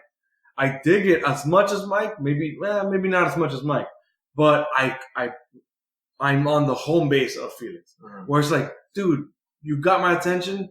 I'm let's say 2 songs in, bro. I'm already ready to listen to something else because I've heard this. And I've heard the better version. Exactly, and that kills it for me. Right, and then what's even worse, let's say I'm listening to the album in a box. Let's just say I'm not thinking of other stuff. I'm not comparing it because it's not fair for the first time band, first time EP. As its own self-existing EP, if I could predict the next note, dude, that's something's wrong. Something's wrong. And you know, I found myself a minute or two into it, and I could tell where's it going. That's bad. I found myself doing this back in like 2008 because there were some bands that, and this is a very brief like moment where some bands didn't sound like other bands. So I would listen to the closest thing next to it. So shamefully, I used to listen to Attack Attack. And the closest thing to it was Of Mice and Men. And then the closest thing to that was like some other post-hardcore bullshit band. So I had to stay in that bubble because it was all there was. And then I don't know, someone threw a grenade in the fucking middle and just blew up. Right, and then they all started cloning each other. And they all started cloning each other. But for a long time, I listened to that same little, you know, group of bands because they were all relatable of like what I liked. I don't need that anymore because we have so many choices. We have so much options that I can easily find a band that I'm going to love in the next 10 minutes. Before, it was a lot more difficult to find bands that you like because you like the style. Now there's styles, you know, que sobran, that you can just pick from a fucking cherry tree if you wanted to. So at this point, I would wish there would be more originality in some of these folks. Something that I could pinpoint and say, this is what makes them different than bands XYZ. Because right now I'm listening to other bands that I know, and I don't really see a differentiator. You know? Right, but like you said, this is an EP. You know, it's they take the criticisms and the reviews, and they built for them. And they built for them because, like, honestly, like Current's like original stuff, like I wasn't too big on it. Oh, me neither. And it that's what I'm saying. Like, you know what? Comparing, let's say, if we're talking about Torments and Currents and their first albums, this EP is better already. But why? It came after what, second or third Currents album. They kind of like, oh, okay. They're seeing the projectile that not only works, but sounds better. Now, another gripe I have to give the band before, so we can move on and so finally get to the band. Another gripe is really, like, I don't understand, you know, in 2019 with Pro Tools and other stuff, and there's so much shit out there. Yeah, right. It's like, yo, we're a shitty podcast and we have a pretty decent mic. Yeah. It's like, dude, and we're in our minds half-assing it. Yeah. So imagine a band, you know, giving it their all. You should not, the vocal performance should not sound as bad. And I'm not saying the performance, I'm sorry, I didn't mean for that. The recording. The production on the vocals sound like it's like live in like a studio, but like not even in a soundproof room. He sounds like he's screaming from the entrance of the fucking studio. Like, it's so strange to me. It's not what I would expect. Right. So whatever, let's move on. Felix, give me, what was your wild card? All right, man. My wild card, I kept it safe this week. It's from a band called Amora. Okay. They have a song called So Restless, excuse me. And this is a wild card. You went with something that's more my alley. Yeah, exactly. This is a little bit more Kevin's. For the Wild, for the Wild, not for the Chugs, but for the Wild. This is good. It's fast, and that's why I think I like it, because it's fast and melodic. It brings me back to like a sound that I used to listen to in the before. I want to say like maybe early 2000s and 10s type of thing. It brings me back to that sound. It reminds me a lot of Dayshow, the band that sprung out of Mice and Men, right. With the bassist. I like Dayshow, but here's my problem with Dayshow. It was what we just talked about. They weren't as unique or as authentic as anything else. They were super predictable. So, but it was very bass heavy because the leader of that band was a former bassist, so he knew how to produce a good bass. I like this song because it is predictable, it is cookie cutter, but I like the vocals a lot. And if you listen to the song again, it's called "So Restless" by Amora. If you listen to it, the clean vocals are very prominent throughout the song, but they don't go a pitch above where they have to go. Yeah, you know what I mean. It's so well leveled. Exactly what I was gonna say. Like he doesn't go high pitch. No, bro, and you don't have to. And that's the beauty of having a trained ear. You know where it belongs, and that's where my gripe is with a lot of people that have these hardcore or metalcore bands that just places a bass there and adds a mic to them and says sing in this part. They don't know what they're doing, right? And it all sounds the same. This is all clean vocals and it sounds amazing. So riddle me that. It's a matter of proper placement throughout the song. But the song is bass heavy, which is probably why it caught my attention in the first place. Not even gonna lie. But other than that, it was a fairly good song. I want to get your guys' hot take on it, so we can review this. My hot take, my hot take is that it's like the anti good cop bad cop metalcore, because it's all clean vocals. Yeah, that's mid just before high range, and then the chorus is also clean song too.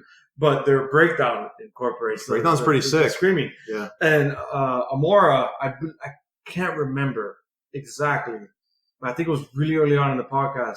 One of their heavier songs was one of my singles, but also my latest moment, because the melody was very undercutting the chugginess. They literally went the complete reverse with this single with So Restless. Yeah. And it's fucking awesome too. They literally just like what they did with the clean vocals in the first single of being undercut, this single undercut my expectations. Mm-hmm. When I went into this fucking song, exactly what Felix said. Like I felt like, this is kind of dated. It felt like 2010s. Right, yeah.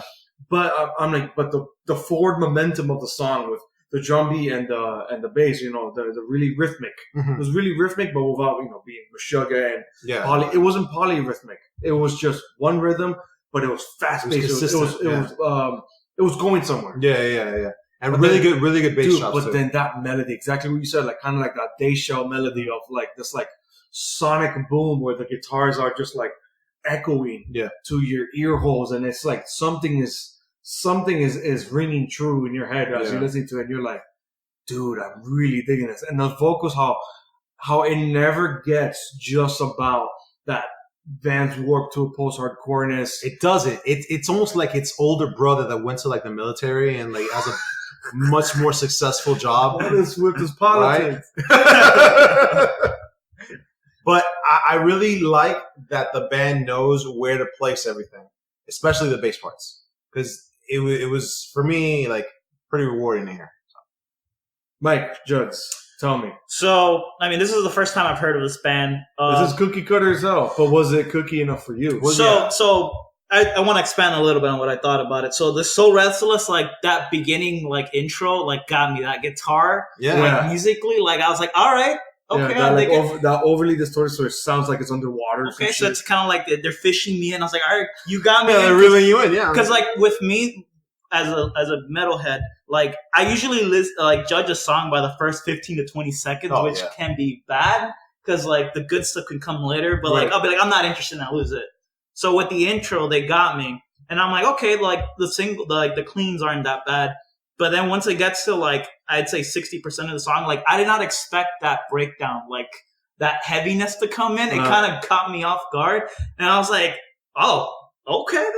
I like this. I gotta check these guys more out. So. Right, it's right. Once when you think like, okay, now I can predict the next thing, and you're like, whoa, what the fuck? Yeah, because I thought it would just be like cleans all the way. Right. And like they just kind of surprised me, and like you said, it was like a pleasant surprise. Yeah. It was placed very well. Yeah. Like as far as like the cleans and like the breakdowns and like the more like the heavy stuff, it's placed well. And a lot of the times bands they don't do that well. They want to be like aggressive, but they want to have cleans too, and it kind of loses that like that feel. But it loses momentum, which is what the song has. Which is funny. It has momentum without the abrasiveness.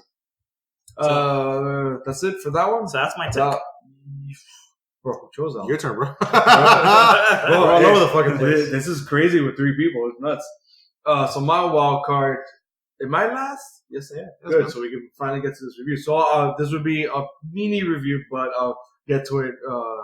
Get through it really, really easy. My wild card is also an EP, just like I always try to get to almost every week. Is this metalcore band Glass Crown, but like it's not just metalcore. Because it does exactly what we've been talking about this entire fucking podcast. It does the Jugs. It does the good cop, bad cop. But holy fucking shit, did they do it so goddamn good, man. This EP is called Desponent. Yeah. Holy shit, this EP blew me fuck away. Yeah. Because that mathcore, overly distorted, chuggy, genty bass and guitar, when that hits on any song of this fucking album, it hits hard, man. My favorite one, just so you guys know which one to hear, the one with something with an L. Lucid. That's the one I'm listening to now. Lucid blew me the fuck away, man. Because it's predictable in every like stupidly heavy metalcore song, down to the wording. And when the melodic singing kicks into the chorus, you're like, oh, okay, I kind of saw that. But man, it's well recorded, it's well produced. I think it's perfectly well done for what it is.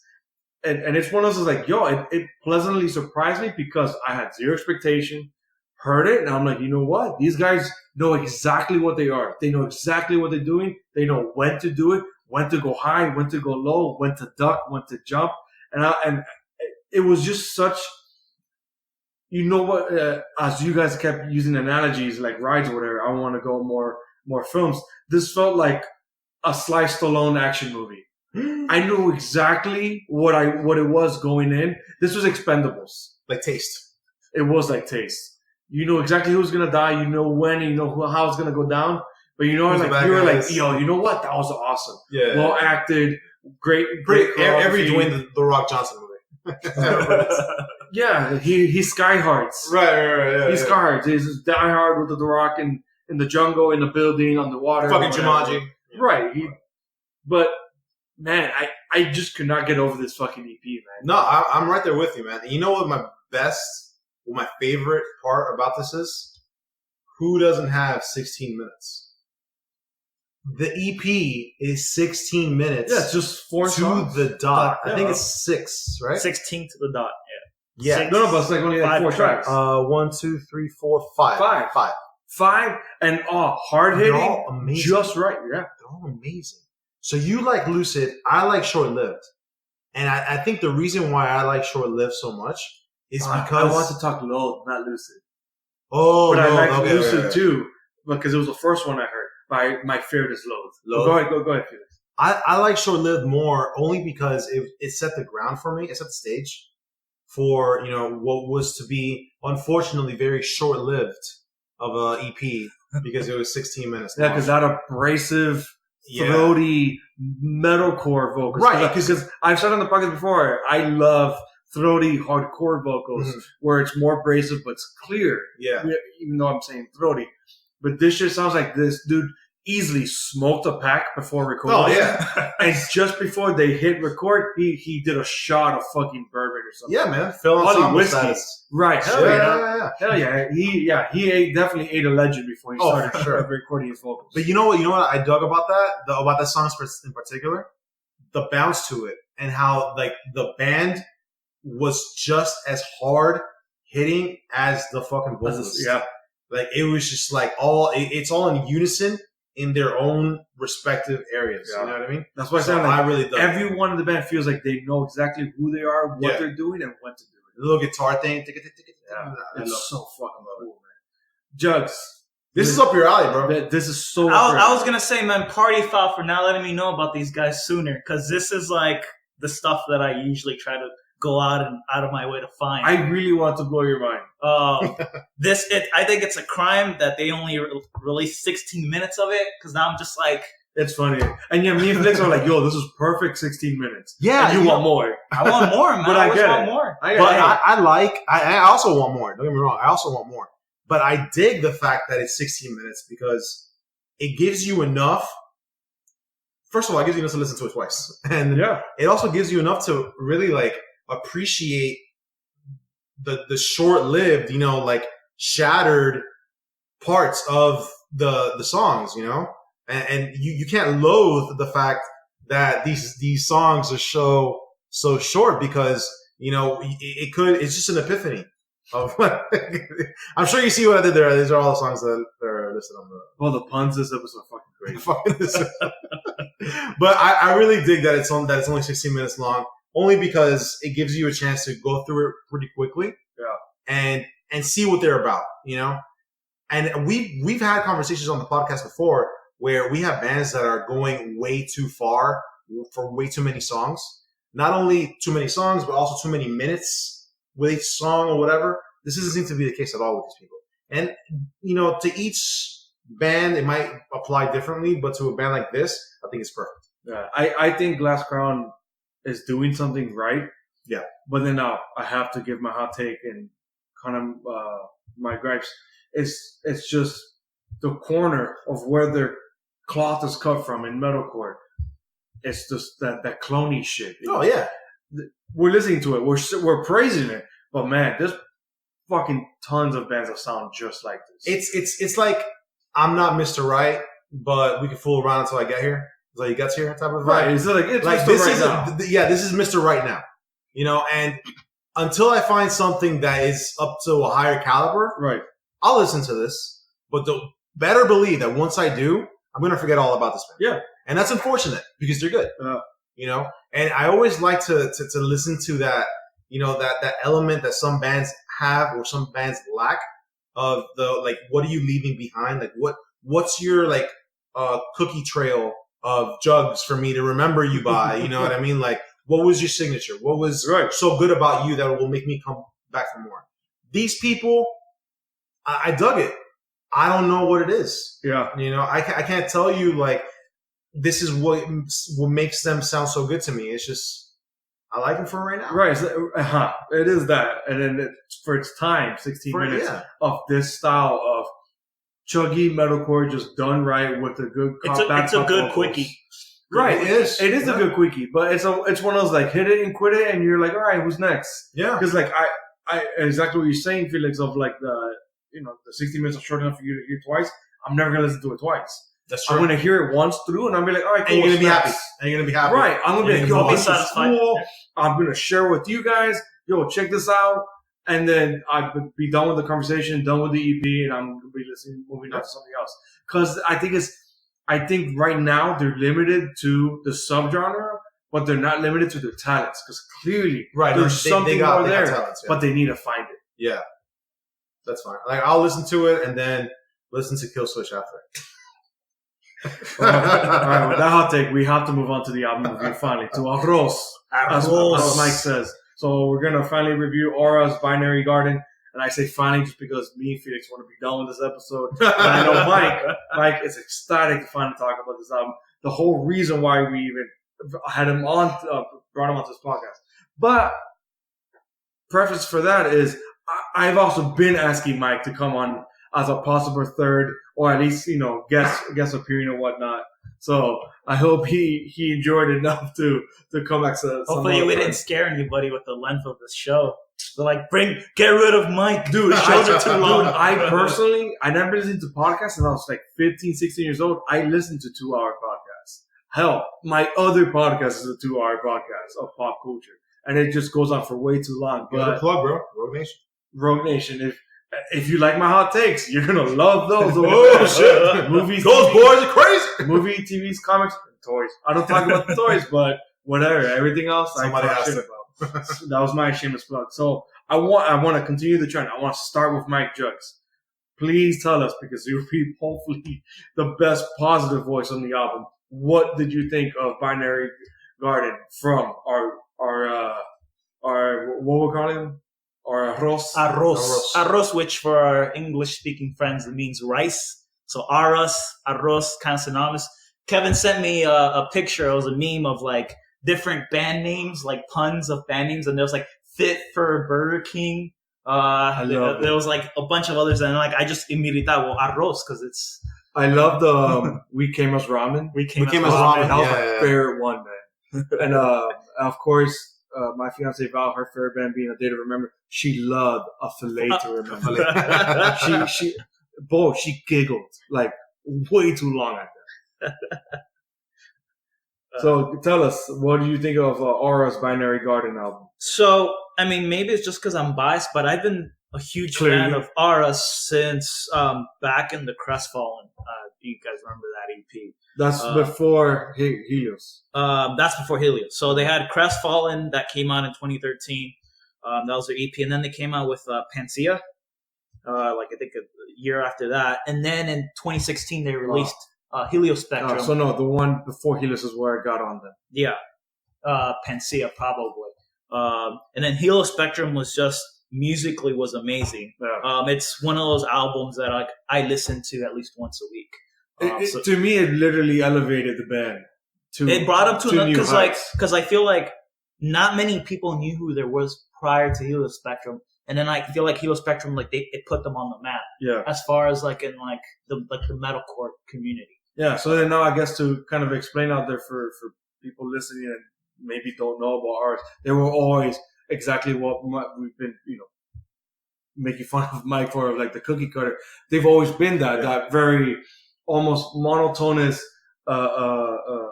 metalcore, not too much good cop, bad cop early on. That's something they kind of added, I want to say the album before Helios or with Helios that's become more prevalent. But then now since Helios, they've gone in more, they've added cool, almost like these like weird projections of like melody, but that's like not a part of the song. It's almost weird. It's almost like an atmosphere of melody. And then with also with Helios, they've added a really crazy technicality, crazy guitar tapping, really interesting chord progressions and whatnot. But something that stayed with them since Helios, and I've said it with Felix on the podcast. I don't want to take away from Mike's part. Is that, man? They've moved forward, and which is so dope since Helios. But then now they've once again with like the two albums before, with the EP and the album before, they stayed with that same sound instead of continue that projection. They just like, okay, we're gonna make Helios Part 2 basically, and so then the same gripes I had with that album are here too. But also the same best parts of Helios are also a part of this album. It's a formula that they stick to, and obviously for like a fan like me, it just resonates well, and I think that's why they keep creating. I mean, another band that's similar is like August Burns Red. Like they sort of have a formula, and like for the last 15 years, like each album, like they sort of switch it up as far as the themes of like but they don't stray too far from what. But they don't stray too far. They don't pull like a Parkway Drive where like I don't know who they are anymore. From where they were for the better. I mean, if you ask me, for the better. Yeah, for the Okay. Mike doesn't agree. I have my own hot takes with Parkway Drive. That's another podcast that we can. Hey, hopefully, come up with a new single. I'll invite you back. I don't think so. I think Dad Rock is here to stay. Bring out the dad bods and the Dad Rock. But like what you did say though is that they do. I feel like there are a lot more cleans in this album because if you listen to the original stuff, it was a lot more heavier. Yeah. So I think there's two singers. There's the main singer, and the screamer, and then the vocalist. And then the vocalist is also a guitar player. Very talented. I see that he's incorporating a lot more of his vocals in this album. Not just choruses, like pre-choruses, even bridges. It's like, wait, how the fuck? And I didn't know like he was a guitarist. I was like, yo, how are you playing the bridge and doing singing? So That's fucking difficult. Unless he's switching it with like the other. Let's say if there is another guitarist. Again, I don't know. we'll see them August 2nd. On that Saturday after ABR, dude. I don't know, man. Friday. My now almost 30-year-old body is getting It's gonna tired. be one concert a week at most. And I know that means nothing to Mike, man. That dude lives concerts for a day. Jugs, bro. But definitely, it's we should definitely try to head over and see them. Because like I've never seen them come down to South Florida. It's like what's that? That's not true. I could have sworn they've come before, but I think we've missed them for whatever reason. Or maybe it wasn't that close. Like maybe Probably North Florida. Or up something. in the Panhandle. Fuck yeah, Probably, yeah. For some reason, that's still considered Florida. Yeah. It's like, oh, they're coming to Florida. Like, oh, they're like west of Tallahassee. Yeah, that's what fucking Pensacola. 6 hours more. Yeah, Pensacola was 8. The joys of living in South Florida. You got to drive Near 8 hours nowhere, and you're dude. still in Bro, Florida. Pensacola is beautiful, but god damn, is it boring. And it's just beaches again. So it's just more beaches. More of what we have down here. Yeah, more of what we have down here, but just no people. Yeah. Or just retirees or whatever. Or whatever. But Fuck Florida. as far as like this album, I've probably heard it maybe 4 or 5 times since it came out. So You told me 8 the day of. I've heard it so much I can't even keep No, track. you just I listened it to at least one full listen on my drive here. 'Cause No, I live 45 minutes Mike away. is just that Hispanic. Like, he's exaggerating so hard.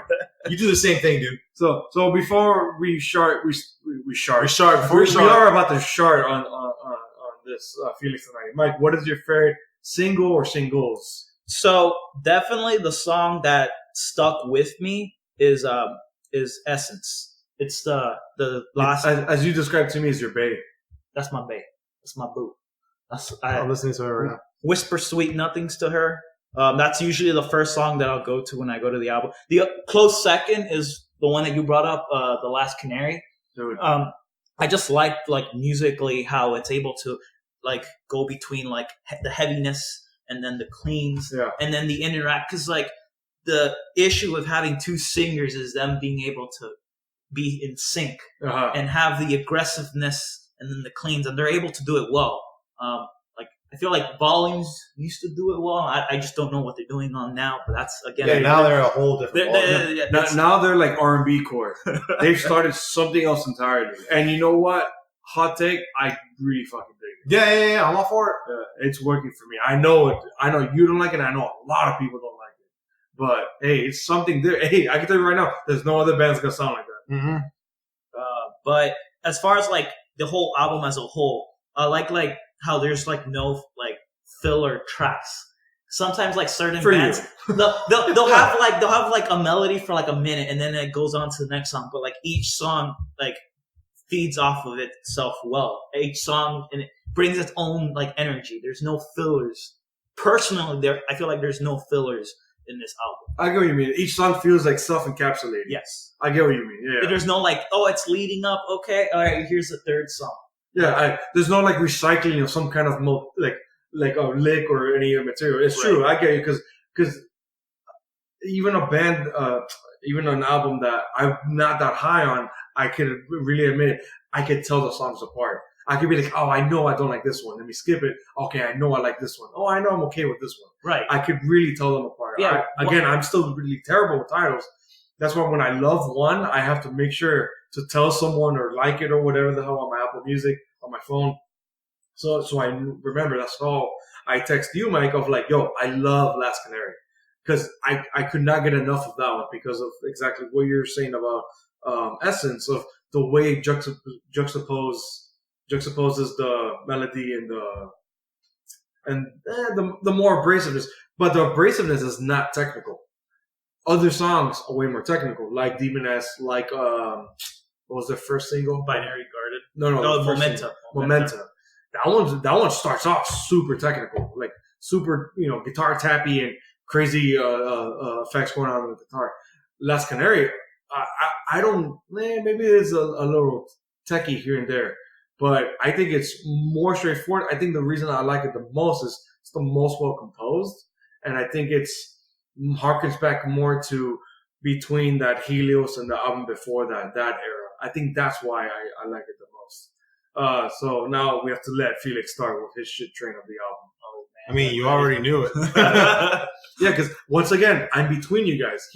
Mike loves it. I'm in the middle, maybe veering more towards your side, Felix. And I know you were not fun. Because even when we talked about that single, I think the Demoness was the single that we talked about. You were not hot on it. So you know what I mean? That somebody's like, I'm about to destroy this whole man's career. Yeah. I'm about to end this. I'm about to end the man's career. That's how I felt about it, and I hate the fact that I'm glad that you're here to talk really well about the album because you really liked it. I mean, if anything, it encapsulates. Like we have basically a view from each of the groups. Exactly. So it's good. Right. Yeah. Positive, neutral, and then right. Shitting on it. We're not paid endorsements here. This is very unbiased opinion. I hated the album, man, and I didn't want to. Did you at least hear the whole thing? I did. Okay, and that's all I asked. And here's the thing: I listened to it beginning to end, wanting it to end. If that gives you a perspective, like I didn't enjoy most of it, and the reason why I'm listening to it right now and I'm still not even really enjoying it because it's so similar to everything. And not lately, I've been listening to so much more new music because of the podcast that I don't want to make the argument that everything is starting to sound the same. It isn't. However, I'm listening to more music and I'm identifying, and I hate to use this word, but I'm picking up on bullshit a lot faster than how I was before. And by bullshit, I mean like the same patterns over and over. And that's just like naturally. Like if you see something happening frequently, you're going to pick up on it. You're going to be more alert to it. Yeah, you're going to become more attuned to what's going to happen next. That maybe not the content itself is predictable, is that you know the wave where it's going to go. You know the end, beginning to the end. But here is the key, and this is something that I want to make very important. I hated the album. There are parts of a lot of songs that I really enjoy. It's hard to explain that. Because I'm telling you, I don't want to listen to that again. And I heard their previous album before, and I didn't hate it. I listened to a couple of songs. I gave it like a good two run-throughs, you know. But this one in particular, like I think it was you, Kevin, that mentioned it's just a continuation of their other one. Yeah, it feels like Helios Part 2. It was. But here's the thing, like there were parts where it was kind of bouncy, where it was supposed to be bouncy, right? Like, and it was good. That's what I like. And there were parts that were technical. And you could tell, like, the vibe or the atmosphere of the song was for it to be technical. Like, it was calling for it to be technical. And they hit it on the head. How they did it, that might be why I don't like it. Or, or just maybe the vibe of the song or the way that it was very well produced. It was good quality content. Everything was perfect. But there's something about it that's why I have to stop you there. It's something that Mike has known that I've had a gripe with ours since the beginning. I cannot stand the screamer, man. Well, no, I'm not saying everything was perfect. I'm saying the production value was fine. Yeah. Well, no, because I don't get how does a clean singer who's not the main singer, basically, how does he sound louder? Like I'm talking like levels. If you're talking technical stuff, how does he sound louder than the screamer? I don't understand that. Unless it's like not gimmick, but is that their signature? Then why? If it is why? A shitty signature. Right, because like if it's your screamer, he should, and he's abrasive as hell. It should be the one. It should be like how we've talked about all these other bands. It should be the one that follows you through, and then the singer in the background is just kind of like give you drop a couple hints here and there, and even if it's throughout or not, whether it's throughout or in segments. Right, exactly. If he is to come in and stick out, he's not sticking out right now. Exactly. So that's the thing with not the album. That's the thing with the band. I don't understand why the singer sounds like that. On top of which, and maybe it's a personal thing because I know it's more to Mike's liking. Mine is I don't like this vocal styling of the screamer. That like it's not throaty. He sounds like he has a toad stuck in his fucking throat because the screaming sounds like he's croaking. Yeah, and he's not like even enunciating. Like he's just saying like the vowels, like and I'm like, what? Well, here's the thing. Trying to do. You know what I think my gripe is? I think I want to like it. You know what I mean? Like, I think that's mine. Because I know you're not trying. I was coming in with an open mind, but the first time I heard some of the songs was on Saturday where Kevin and I were hanging out, and you put it on the radio of your car. Yeah. And I heard it, and I'm like, oh shit, this isn't what I was expecting. Like I thought it was going to be a little better than this. Yeah, because you only heard one. I only heard a couple. Yeah, I think I heard maybe at most 2 songs. At most. So probably the singles of Demonessa and Memento. And man, when I heard that, I was already I was bracing myself for a bad time. I put it on today for the very first time, fresh to the eyes, right before the podcast. And man, I couldn't, I know where the band was trying to go. I know where all the members were trying to go. I know the dynamics. I know the spread. I get every single part of it. Yet I don't like it, which is so odd. It's so weird to me because in theory, I should at the very least like something like this.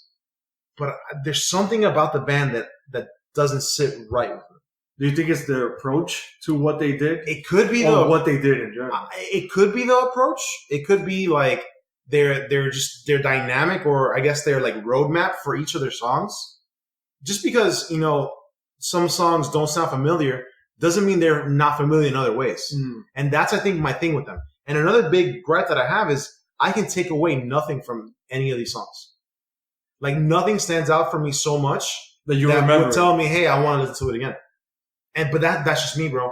And it's nothing against this genre because I like songs or bands in this genre, but it's too, I don't want to say the word basic, but it's just kind of expected, redundant almost. And there's something about that. I wish I could, be more specific on what it is. Right. But there's an element there that it's kind of turning a switch for me and saying, I don't really like this. It's funny, man. I find that so funny how even before we recorded, Mike was saying it's that he liked it so much that you said it's top 5. I mean, the thing is this is my genre of That's music. your shit. Right. Yeah, So like you were saying, you listen but hold on. We talked a lot, almost nearly 2 hours this episode. We kind of, in the Venn diagram, there are a lot of gray areas for all 3 of us. Right. This is varying on the borderline of that gray area. More towards me and you, Mike, than Felix. But this is still almost on that gray area for Felix. So it should be hopefully enough for him to even at least enjoy it. But the fact that he's saying that he didn't even enjoy it with his willingness to try, I really wanted to. Something missed the mark. And the worst part is I'm with Felix in the sense that I can't pinpoint it for him either. And I'm on the fence. He's completely on the side where there is no grass. You're rolling around in the garden, the binary garden. But then I'm on the fence looking on either side, and I'm just the binary garden looks kind of nice. But I'm but something is not hitting right. But then I'm looking at Felix, and I'm but I don't know what it is. Shit, I don't either. I'm over there looking hey. Right, I'm just the one that I'm having gripes, but I outweigh the gripes, the thing with the vocalist and some of the decisions of where the song kind of progresses. I'm with Felix of in certain parts it's more interesting than others, where it's okay, I kind of expected that. But overall, I think the instrumentation is really fucking cool and interesting because they kept that whole spacey, technical, that spacey technical, almost again the melodic being an undertoned, not not very the most prominent part of the songs. And I like that. I thought that was really cool. It made the album sound more hefty. It sounded like there's something more going on in this wall of noise that Felix and I like, which is funny. That's why it's something that Felix and I like. But I think, and I hate to call it this wall of noise, even though Felix is something that Felix and I like, is soulless. That's a good way to put it. I don't know why, but there's just it's not tugging on any strings. It's not tugging on any heartstrings. So it's this wall of noise and technicality, but it's just bro, it sounds so robotic. It's one of those things that in the bottom of your heart you should like, but for some reason it's not there. So it makes you question because I'm telling you, it made me question myself before I said this is shit. Who am I? Because I was whoa, am I Flex It Felix or what happened? As a central crisis? am I just some basic dude with a beard? Turning 30. What's going on? Is that a gray hair? It's one of those, and it's funny because I can't really speak for your personal experience, but like with friends, and I know Felix maybe could elaborate more on this. But like from friends, and even friends that Felix and I have, and maybe Mike even know, but from their personal experiences, they could be in, let's say, relationships where they're like, I don't see it going anywhere, and and it's not only just predictability or incompatibility, but it's just like there's just nothing else there, and you can't put your finger on it, and the only way to say it is like it just doesn't feel right, and I think that's the only way to describe that with this Orange album for at least Felix and I. Yeah. But again, I could still enjoy moments of this relationship, but man, some other moments it feels dull, and I really want to break up. Yeah. I mean, I think from like perspective of someone that listens to this genre constantly, like I do run around the binary garden, but I'm looking at the flowers, and I can see the subtle difference between this album and any other album from this similar genre. I can tell the difference just because like I'm trained to listen to it. Right. But do you disagree with the statement that it feels like Helios Part 2? It is like, I do feel like it is a little bit of Helios Part 2. So I do agree with you guys. But since at least that's a common ground. That's a good common ground. But I enjoyed Heliospectrum. So me too. The fact that so did I. Yeah. So that's why, like, coming out, like, I enjoyed the album. I enjoyed that they brought the elements that I enjoyed in Heliospectrum, and they brought that out in this latest album. And it's I heard it the first day, and I know the tracks, which is hard. Like you listen to you can play a song, and I'll be able to tell you what track it is. And like that's hard to but that's something I mentioned. Is like each song does feel single encapsulated, right, where like I could tell them apart, but I could also tell you, I'm like, oh, I remember I don't like this song. Okay, yeah. That's what I'm saying. So it's like, to Felix's point, I get why he won't be able to differentiate. I get it, right? Because it just doesn't. Nothing sticks out, bro. Right. It's a bad relationship where nothing is going wrong. It's just nothing feels right. You have that, maybe that, you know what it is? You have that one common, like, trait, or let's say both of you like basketball, and that's it. Right. And you decided to get married.